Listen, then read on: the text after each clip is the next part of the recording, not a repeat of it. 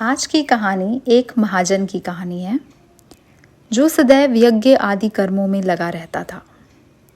उसने बहुत दान दिया, इतना दान किया कि उसके पास खाने को कुछ रह ही नहीं गया।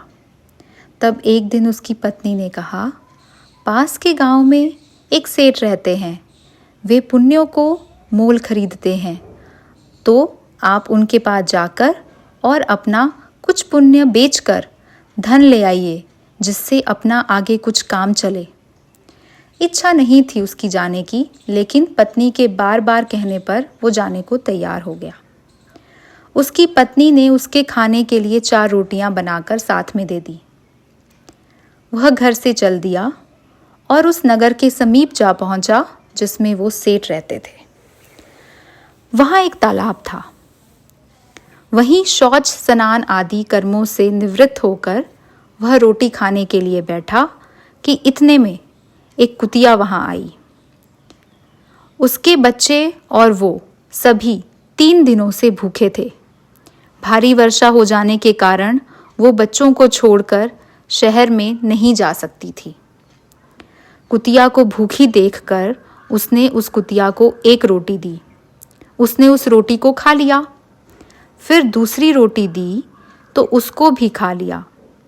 इस प्रकार उसने एक एक करके 4 रोटियां उस कुतिया को दे दी। कुतिया रोटी खाकर तृप्त हो गई। फिर वो भूखा ही वहां से चल दिया और उस सेठ के पास फिर वो जा पहुंचा। अब सेठ के पास जाकर उसने अपना पुण्य बेचने का बात सेठ से कही।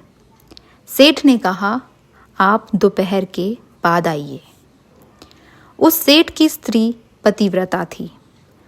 उसने स्त्री से पूछा, एक महाजन आया है और वो अपना पुण्य बेचना चाहता है।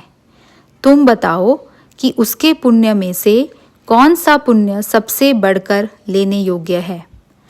तब उस सेठ की पत्नी ने कहा, आज जो उसने तालाब पर बैठकर एक भूखी कुतिया को 4 रोटियां दी हैं, उस पुण्य को खरीदना चाहिए, क्योंकि उसके जीवन में उससे बढ़कर और कोई पुण्य नहीं है। सेठ ने कहा, ठीक है। ऐसा कहकर सेठ वहां से चला गया। नियत समय पर महाजन सेठ के पास आया और बोला, आप मेरे पुण्यों में से कौन सा पुण्य खरीदेंगे। तब सेठ ने कहा, आपने आज जो यज्ञ किया है, हम उसी यज्ञ को पुण्य में लेना चाहते हैं। तब महाजन बोला, मैंने तो आज कोई यज्ञ नहीं किया। मेरे पास तो पैसा ही नहीं है कि मैं यज्ञ कर सकूं। इस पर सेठ ने कहा, आपने जो आज तालाब पर बैठकर भूखी कुतिया को 4 रोटियां दी हैं, मैं उसी पुण्य को लेना चाहता हूं। तब महाजन ने पूछा, उस समय तो वहां कोई नहीं था, आपको इस बात का कैसे पता लगा। सेठ ने कहा, मेरी स्त्री पतिव्रता है, उसी ने ये सब बातें मुझे बताई हैं। तब महाजन ने कहा, बहुत अच्छा, ले लीजिए, परंतु मूल्य क्या देंगे।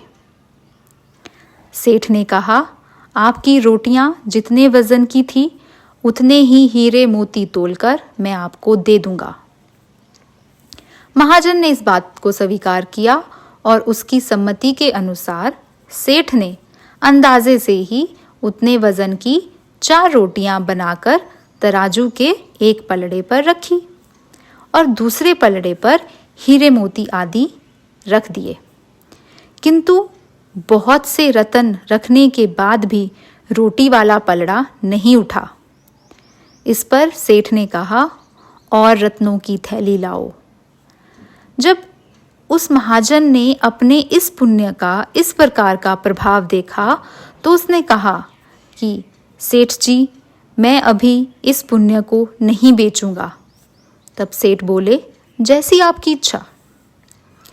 उसके बाद महाजन वहां से चल दिया और उसी तालाब के किनारे जहां बैठकर उसने कुतिया को रोटियां खिलाई थी, थोड़े से कंकर, पत्थर, चमकदार कांच के टुकड़ों को उठाकर कपड़े में बांधकर अपने घर को चल दिया। अब घर आकर उसने वो पोटली अपनी पत्नी को दे दी और कहा, इसको भोजन करने के बाद खोलेंगे। ऐसा कहकर वो वहां से चला गया। स्त्री के मन में उसे देखने की इच्छा हुई। उसने पोटली को खोला तो उसमें हीरे, पन्ने आदि रत्न जगमगा रहे थे। वो बड़ी प्रसन्न हुई। थोड़ी देर बाद जब वो महाजन घर आया तो उसकी पत्नी ने पूछा, इतने हीरे पन्ने कहाँ से ले आए? तब महाजन बोला, क्यों मजाक करती हो? पत्नी ने कहा, मजाक नहीं करती, मैंने स्वयं खोलकर देखा है, उसमें तो ढेर सारे बेशकीमती हीरे और पन्ने भरे हैं। महाजन बोला, अच्छा, लाकर दिखाओ। उसने पोटली लाकर खोल के सामने रख दी। वह वहां देखकर उन्हें चकित हो गया। उसने इसको अपने उस पुण्य का प्रभाव समझा। फिर उसने अपनी यात्रा का सारा वृतांत अपनी पत्नी को सुनाया। कहने का अभिप्राय यह है कि ऐसे अभावग्रस्त प्राणी को दिए गए दान का अनंत गुना फल ईश्वर हमें देते हैं। भगवान की दया के प्रभाव से कंकर पत्थर भी हीरे और पन्ने बन जाते हैं। तो इस प्रकार दीन दुखी और अनाथ को दिया गया दान ही उत्तम है। किसी के संकट के समय दिया हुआ दान बहुत लाभकारी होता है।